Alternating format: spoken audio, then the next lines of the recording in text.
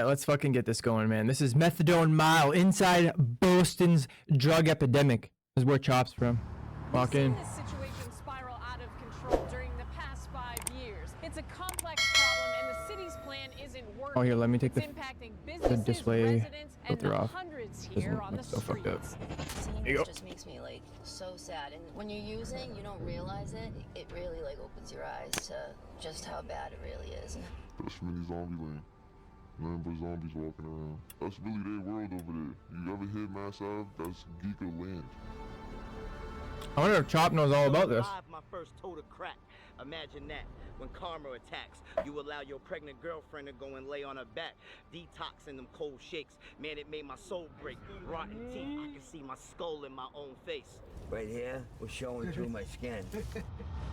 Those are bars, but when I was damn. 12, I was smoking crack and doing dope. Like, goddamn, bro. These people are people. I'm gonna deafen while we watch this too, just in case anybody else just joins out of nowhere. Or really bad losses in life, or just bad luck. It's a demon. He's one hard motherfucker castaway. Wonder how far away this is from him. No place in America better exemplifies the opioid epidemic than Boston's Methadone Mile. Each morning, hundreds of addicts line up at methadone clinics to get their dose, hoping today won't be the day that they relapse. In the 90s, Big Pharma flooded the market with pain pills, getting millions hooked and walking away with billions in profit, all while facing little to no consequences. But the aftermath of what they did is still visible in the streets of Boston today. In this open-air drug market, crack, fentanyl, meth, and xylazine habits are as cheap as a few dollars a day. And here in these streets, people are trapped in a grim and brutal cycle of addiction. In this story, we'll peel back the layers, speaking to people from Harvard doctors to people selling crack, and from the addicts fighting for survival to those who have escaped their addiction and now work to help others. Furthermore, we aim to uncover the deeper question of how Methadone Mile came to be. As we unravel this mystery, we'll reveal how a single failed infrastructure project may be a key factor behind the hundreds now living in the streets of Boston. Welcome to the side of Boston. Oh, right, This episode is brought to you by today's sponsor, BetterHelp. I've had the opportunity to interview everyone from billionaires to fentanyl dealers. And I forgot all about that. And the truth is, everyone struggles in this journey of life, myself included. I recently started talking to someone because life has changed. God damn it, I became a dad, I moved, my career is going well, but it's very overwhelming at times. I found it very helpful to sit down and talk to somebody. For all you men out there, it's easy for us to go to the gym and work on our body, but there's some sort of stigma about working on our mind. And I think it's very important. One thing that's really nice about BetterHelp is they make it accessible. You don't gotta travel anywhere. You just book with somebody at your convenience, and you sit down and you have a therapy session in the comfort of your own house. If you'd like to take the step and try your first session, visit BetterHelp.com/TommyG today to get 10% off your first month. That's BetterHelp, HELP.com/TommyG. All right, folks. He's got a plug, man. It's time to get gritty into the streets of Tommy's gotta get that bag, gang.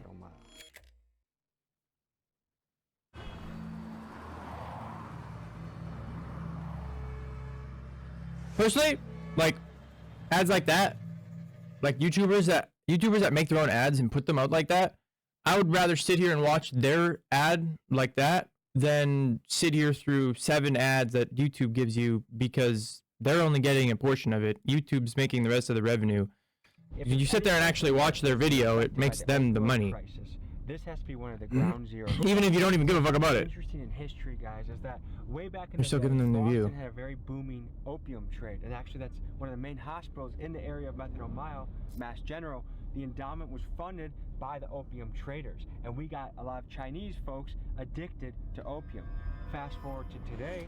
Yo, Tino, what's good, gang? Chinese fentanyl is flooded our streets, and the very hospitals that were created from that wealth of the opium is now being used to help fight fentanyl addiction. So it's interesting the parallels of history, how it weaves and ebbs and flows. The first guy we're going to meet with is a guy by the name of Eric, who also goes by his rapper name, Exit Fame. By day, he's a recovery specialist that helps people navigate their own addiction and get better. And by night, he's an artist. He's a rapper. He's actually on tour right now. Nice to meet you, man. Welcome, guys. Jesus, I just got flashbanged. This is this area. This is what they called it: Mass Ave, Mass and Cass, Methadone Mile. This is a halfway house right here. It houses like 90 guys. A lot of craziness happens in there. I've been to a lot of halfway houses myself. I've been out here. Holy fuck.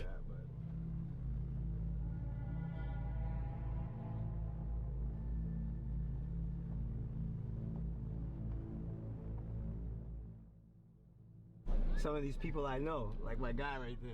What up, dude? What up? What up, man? Not much. What are you up to? We're actually doing a documentary on this area, but I know everybody don't want to be filmed. You know, might have a couple bucks for you. Meet me around the corner or something. Where do you want me to go? Go to the gas station. Not everybody can come out here. You know what I mean? Sounds a little weird. Car if it was just us here. Yeah. How long have you been sober for? 5 years. What did it take to get it clean? A lot of pain. It's crazy because I'm a recovery coach with Gavin now. I'm working in Beth Israel hospitals. I came from circumstances, man, where I was a follower.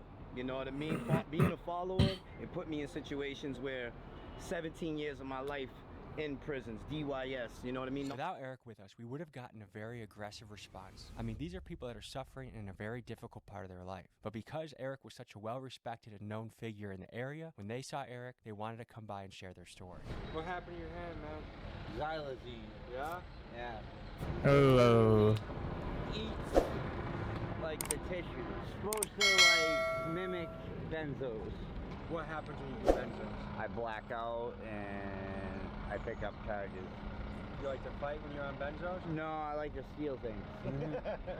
What I'll the wake up fuck? like 3-4 days later going, what happened?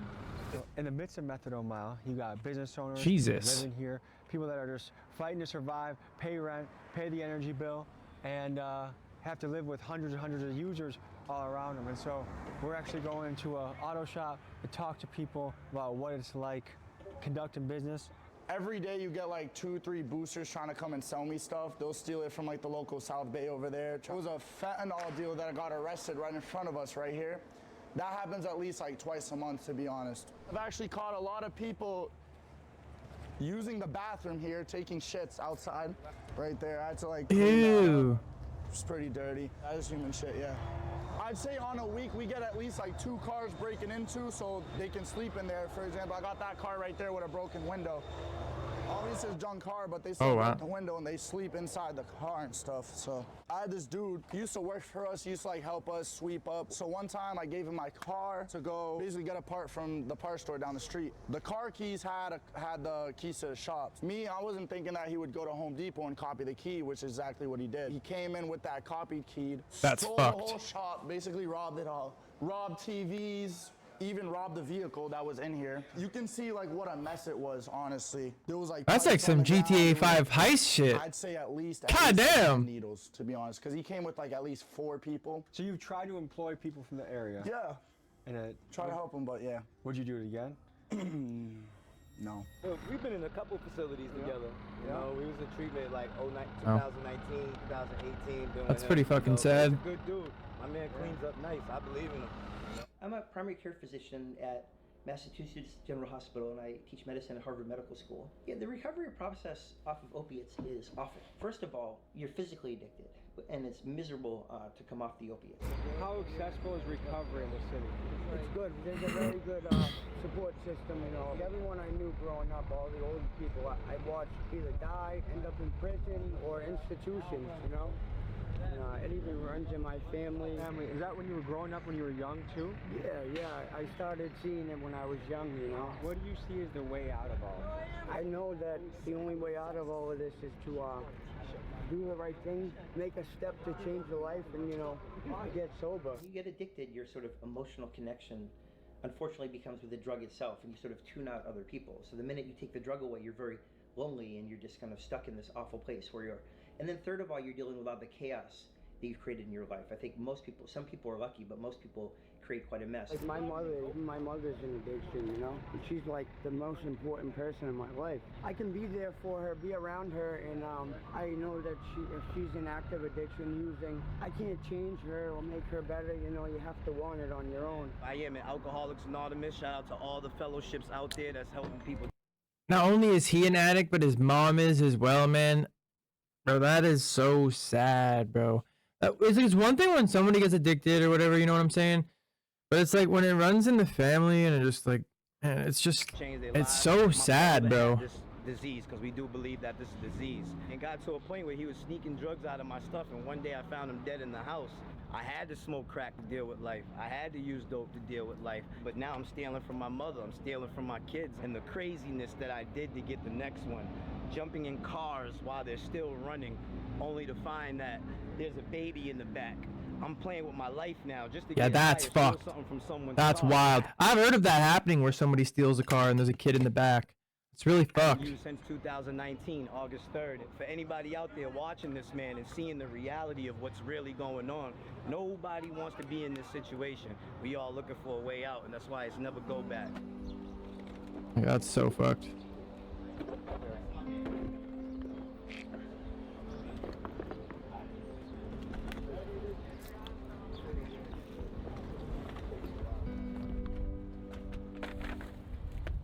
Two of my uncles and my cousins is out here right now. I'm hoping I can run into them. I'm basically right now spreading love through food. And how much did you go out of pocket to make this happen? 500. So how do you fund all this? I'm blessed. Yeah. People give to me, so I give back. And what kind of impact you see, or what kind of interactions you have with people that are feeling cared for, maybe for the first time in a week or a month or a year? As long as somebody smiles. You hungry? No, baby, this is free. You moved down here from Florida? Yeah, I've been out here since 18, started using dope. My kid's mother first started using needles. I never used a needle in my life, bro, till she hit me. Hey, what's up? Motherfucker, where you been to? I've been locked up. He said, I'm good locked up. That's my dude.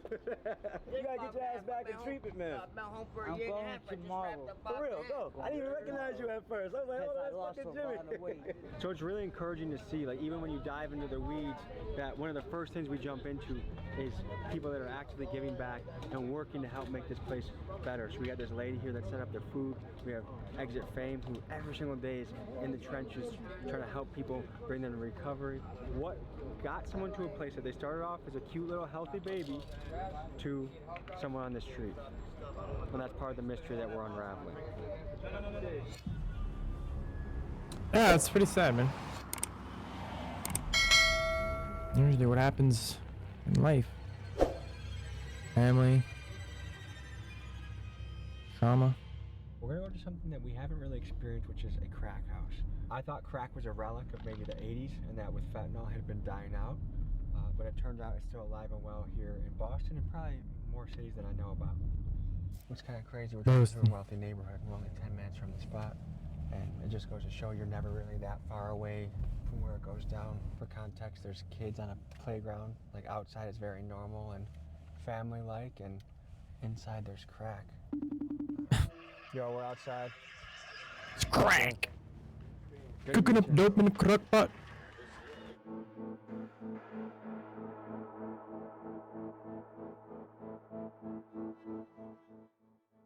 Alright, you're here with Chef Twin. We're gonna show you how to turn this into a cookie. Oh, they're gonna make fucking crack? Nice. I've been selling drugs since I was like 12. I learned how to chef when I was like 16. What do you think about the risks of this business? There's always a bunch of risks, but that's what comes with it. You gotta take risks to get rich. That's my motto. Is there such thing as secondhand high just from cooking it? I think you guys wanna this is around the time where it'll start doing that. But if you can see, it dried up. Do you ever feel bad for the fiends? Not really.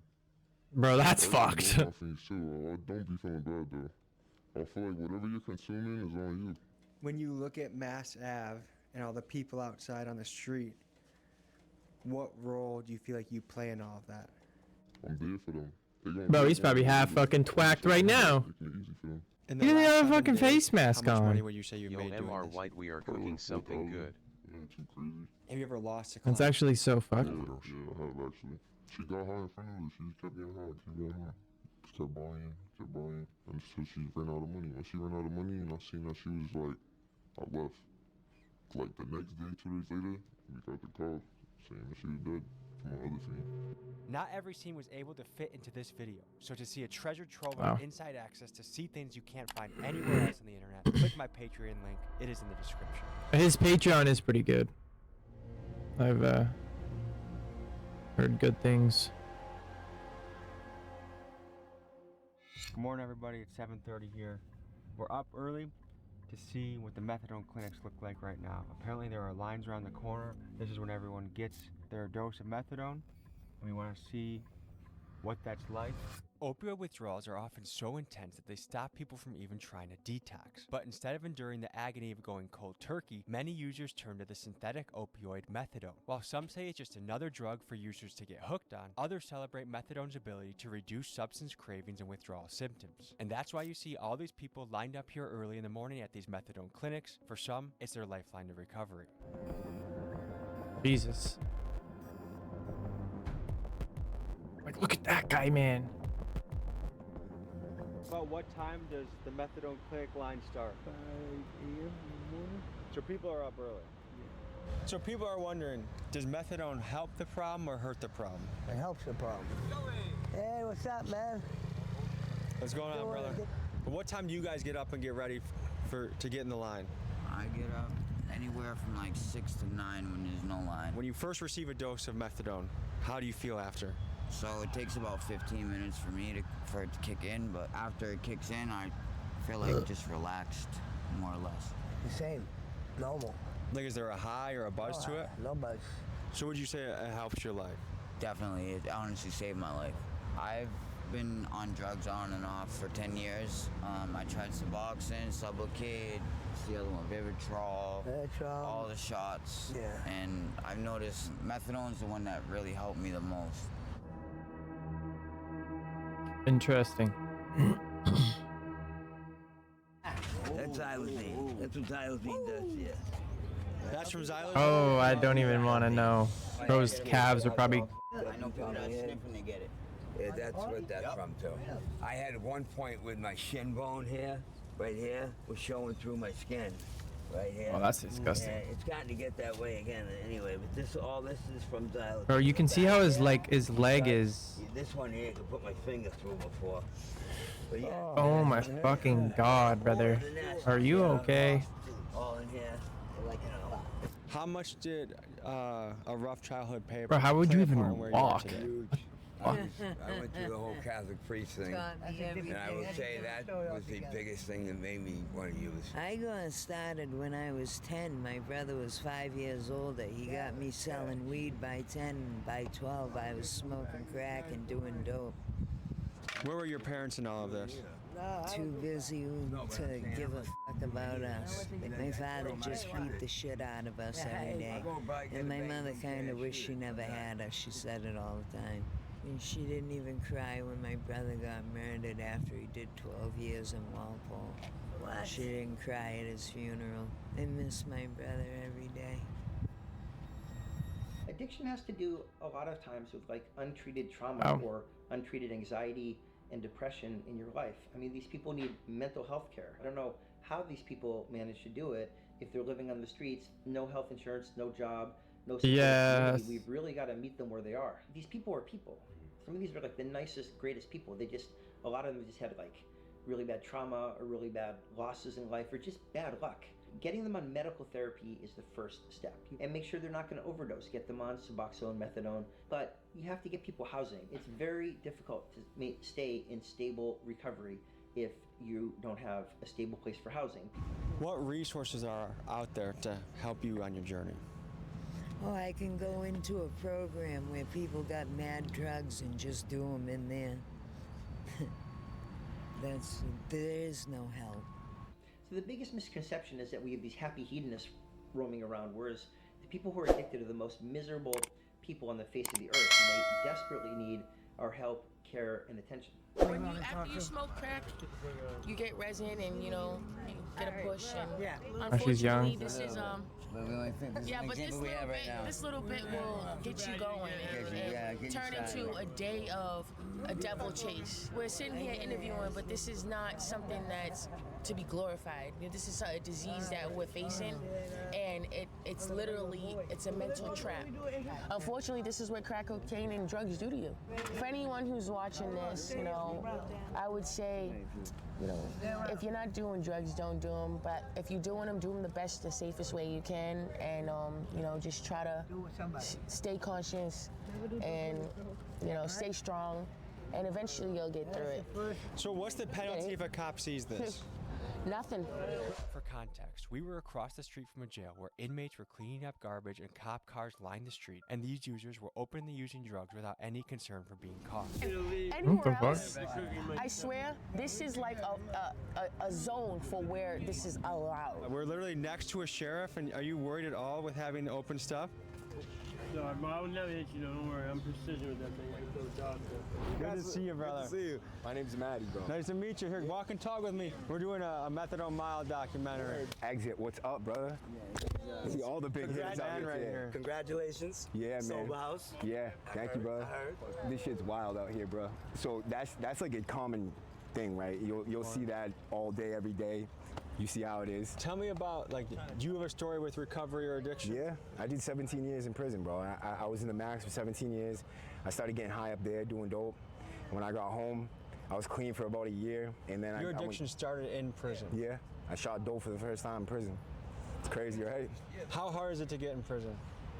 Your deal is next door. You know what I mean? They'll cuff it to you, do whatever. So as a former user, taking away the tents, does that help the situation or hurt the situation? Bro, in my opinion, they took people out of a secluded area and put them right on Front Street, bro. Just hours ago, we saw plenty of tents and plenty of crowds out at Mass and Cass. We did talk with the mayor. She did say the city Heard is that, making Frankie? progress, but They definitely won't today, because I mean, I got a schedule to stick to, my man. With more people in permanent and transitional housing. It's not the same as where we were a year ago with Appreciate that follow, low gang. and people who have been truly residing on the streets for years at that point. For the most part, I feel like these people are harmless, bro. You know what I mean? It's just a matter of, you know, mixing it up with the Where drugs. do you put folks like this? What do you do? Hope you're well, Frankie. Man, it's hard, bro, because they go to the hospital and they'll kick you back. If you don't say you're suicidal, they're kicking you back out on the streets. When I meditate, I inhale through my nose. In the streets, I exhale crack smoke and negativity through my mouth. Money feeds your ego. Integrity makes you the man of the house. I'm not from Milwaukee, but since 13, I was chasing them bucks. Being mentally locked in is better than being physically locked up. We're out here at Bedrock in front of a recovery center, and we're going to talk to a guy that just hit 8 years sober today, and also show you inside a facility that someone might come to start that journey of recovery and sobriety. Tell the people who you are and why today is important. So I'm mathematics. I'm a recovering alcoholic or an addict, recovering, gangs to get money and stuff from the streets. And then now today, I'm also recovering from low self-esteem, low self-worth, low self-doubt, also addiction and alcoholism and criminal thinking. And so today I celebrate 8 years of recovery. And what makes me in recovery is because I work a program that's a thinking and a personality change. What is your role in this facility? So I'm a group specialist, and then I'm also an alumni coordinator, and I do community engagement. So I get people back into the facility if they need help. You just gotta surrender. You can do it. You already did it for 8 months, so you know you can do it. You just gotta give yourself another shot. When I fucking went out. Remember I met you over the tent? Yes, yes. You got this, you got this, you got this. So pretend you just found me on Mass Ave. What am I going through today? All right, so the first thing that would happen is you would come and do an intake inside of here. There'd be like a nurse. You get like some toiletries, and this is where they do the intake. They ask you like what you're detoxing from, a whole plethora of questions, and then the nurse clears you to go upstairs to either residential, if your urine's clean, if you're stable. But if you need a detox, you got to go to detox for up to 8 days. Seeing how nice this place is, it's hard for me to imagine choosing to stay in the street over coming here. Yeah, but there's a mental obsession, and the mental obsession is so strong that, a mental obsession is a persistent, reoccurring thought that doesn't respond to logic or reason. First of all, you're physically addicted, and it's miserable to come off the opiates, and that lasts for weeks. And then there's a psychological component. It's very difficult to get off opiates. When you get addicted, your sort of emotional connection unfortunately becomes with the drug itself, and you sort of tune out other people. So the minute you take the drug away, you're very lonely, and you're just kind of stuck in this awful place. So it'd be logical and reasonable to say that, but when that mental obsession, the grips of addiction are on you, it's all about the next one. We put this in front of our families, in front of our mothers, in front of our kids. I'll overdose, I'll rip the IV out my arm, and 2 minutes later I'll go call the dealer and get more of the stuff that'll almost just kill me. No fear, you can't scare me. That's so fucked.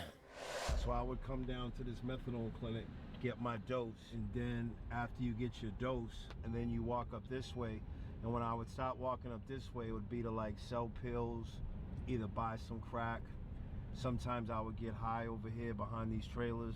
So this is the infamous McDonald's. Before you could sell drugs out there in the open like it's going now before COVID, most of all the drugs were sold through the McDonald's right here. What? Cover it. If they come in here for an 8-day treatment, what is the percentage chance they're gonna? 1 out of 10 make it to 30 days.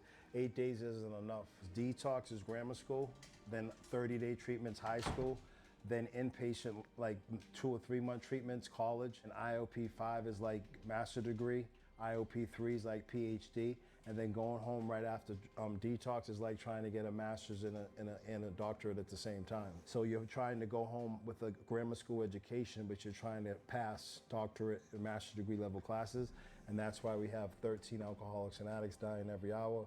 Does harm reduction, does it help people or does it enable addiction? So I had a bad vision of harm reduction before, but I think now the scope is we'd rather have the person alive on harm reduction than pass away.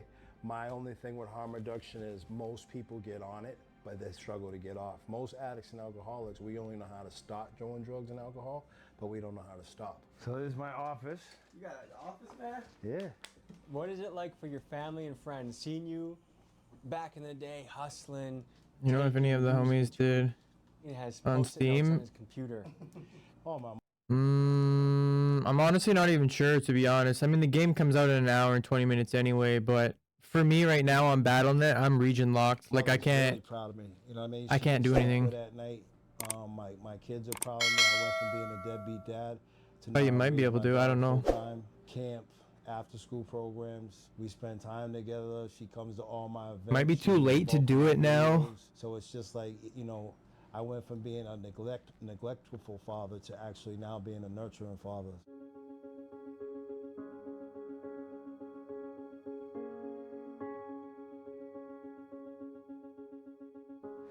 To uncover the origins of Methadone Mile, we brought together a powerhouse of Boston legends. Motherfucker's saying it's an hour. It's in an hour. They're saying it's not until midnight our time, so who knows at this point? Right, it's literally 9 p.m. Pacific is when the game is supposed to drop for PC on BattleNet at least. Like you can play it, I'm pretty sure, on PC, but only through Game Pass.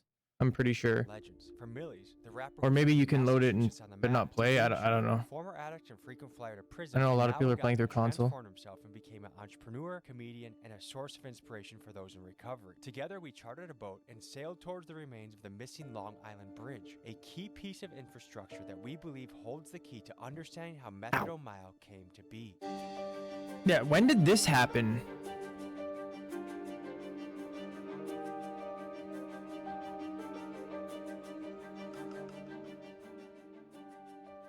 So fellas, we're right by Long Island and Quincy. Tell me what this island means to you in your journey. As far as I go, you know, I was always going out there to detox in Long Island or Andrew House Recovery on the island, which you could go out there to detox. They used to drive you over the bridge. They used to have these buses at night, and all the homeless people would line up, and it had a fenced-in area, and they'd bus them all over here at night, and then in the morning, you know, you'd go back. And then when they closed the island, they closed the detoxes, and the homeless were scattered all about, and they all ended up down on Mass Ave. Tommy, this is where we can dock up right here. So we're pulling up on the I wonder why they did that. The Long Island, Quincy. I don't understand it's entirely abandoned. So we're gonna check it out. We're gonna investigate. Like some Shutter Island type shit. We might have to hop a couple Shutter buses, Island type shit. Boston PD. You guys can come get me in Milwaukee, all right?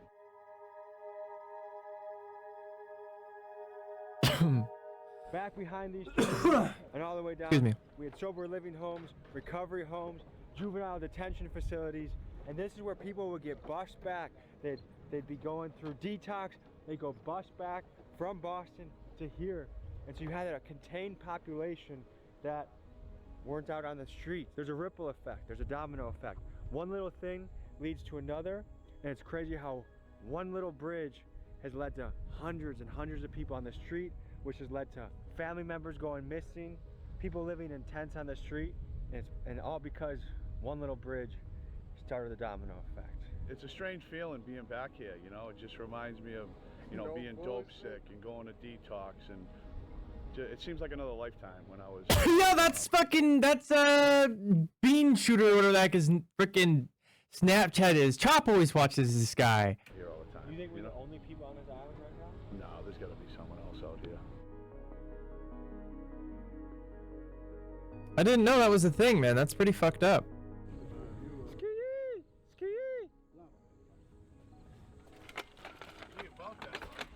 It feels almost like we're watching the decay of America in slow motion.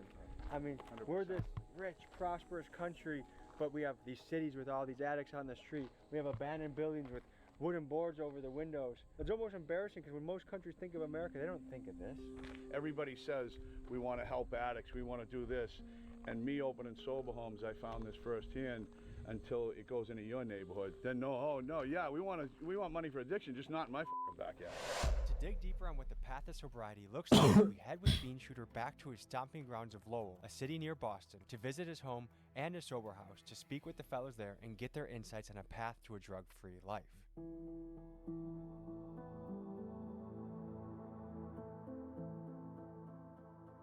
That's my prison mugshot, actually. What'd you go away for this one?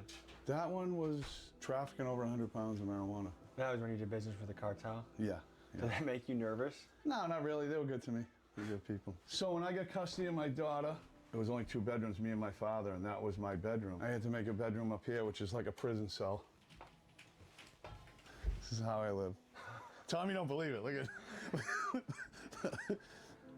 What the fuck? Ice pick next to the bed. This is when I'm gonna climb down the ladder to piss at night. I'm a real fucking Viking. You really piss that every Sometimes I have to, Tommy. You know? Sometimes I have no fucking choice. Over your lifetime, how much time did you spend in prison? I've been asked that a lot. About 13, 14 years. That's a long ass time. Yeah, but on the installment plan. Oh, this is my first sober house I bought. Want to see the house inside? Yeah. That's me. It's my old. Doing time like a gentleman since 1985. Yeah, too. Was part of your journey? So what, you got out in like 99 then? In a sober house like this? Oh, I've been in a bunch of them, but when I got sober last time, Or maybe it was Beach, Florida, and I was in a sober everything house. added. I remember getting in there and I'm like, wait a minute, there's 6 guys in here paying $150 a week. That's $900 a week. That's fucking $3,600 a month in this little fucking ranch, right? And because I've always been a numbers guy, you know, selling drugs and doing whatever. And that was when I first got the idea. Wow, you make money and you're helping people. Like anybody will tell you that's a recovering addict, helping another addict helps me.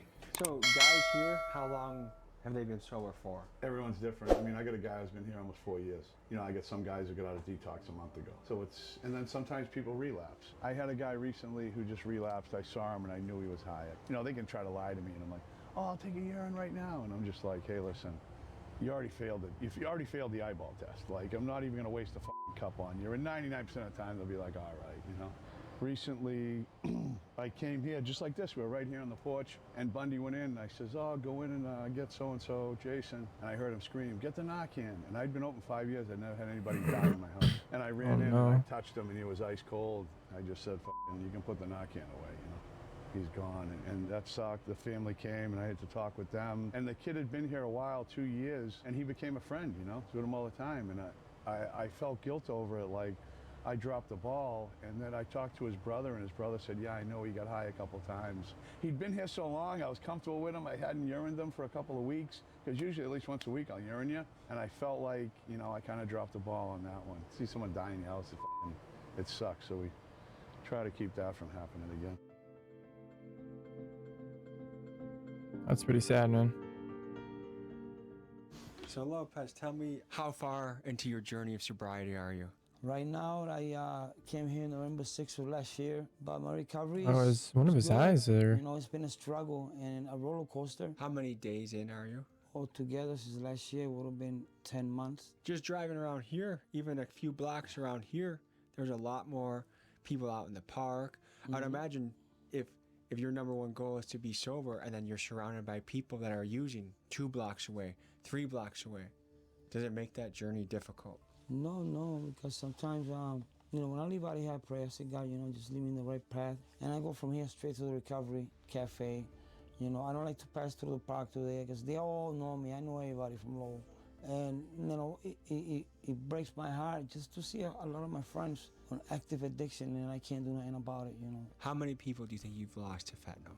I've lost a lot, over 30 at least. I've seen a lot of dead people in my life, man. A lot of faces that Holy I'm always shit. dreaming about. I mean, you get traumatized, man. Look at that guy's colors, blue and gray. I mean, it's just sad, you know. Lopez, thank you for sharing your story, man. We wish you the best on your journey, okay? All right, man. You manage a sober living house. What are the biggest hurdles keeping 12 other people in this house sober? They go out, they do their thing, they come back in here, and a lot of them, they start drinking, they start doing whatever, dope, whatever. And I'll try to work with it. You go to rehab for a couple of weeks. If not, you get the fuck out.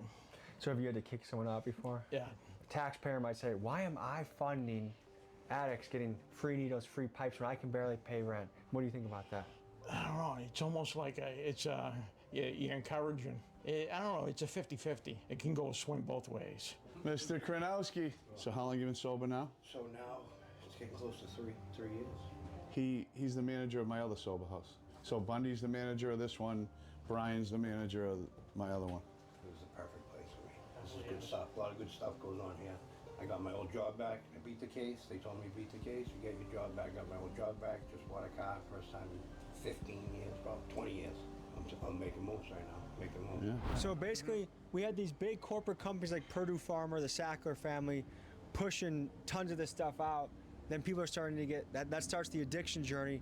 None of them ever went to jail. None of them ever got in trouble. They're still very rich. And meanwhile, millions of Americans now are ruined so many struggling. lives, yeah. What do you guys think about that? They should be fucking hung by their balls. It's corporate greed. Gentlemen, hey, I just want to say, I wish you guys the best on your journey. Thank you for sharing your story. Take care. It's honestly fucked up that Big Pharma can Patched it, I'm racking up surprised. billions in profit and leaving a trail of millions in misery in their wake. Also, a few top shareholders can pop a cork from their stupid yacht. I wish we had politicians that actually represented the people, protected Americans from companies that care nothing for their impact on the world, but only for their financial bottom line. But perhaps I'll address that in a future episode when one day this channel goes on an absolute fucking rampage exposing Big Pharma. And while we're all aware that some shadowy corporate villains are in our On a crosshairs, fucking let's end rampage. this episode by celebrating the local heroes striving to make a difference. Exit Fame, Mathematics, and Bean Shooter. I have their Instagrams tagged in the description. Please blow them up with positive messages. And finally, to the people out there struggling to be sober, I'm rooting for you. You got this. I'll see you guys next week.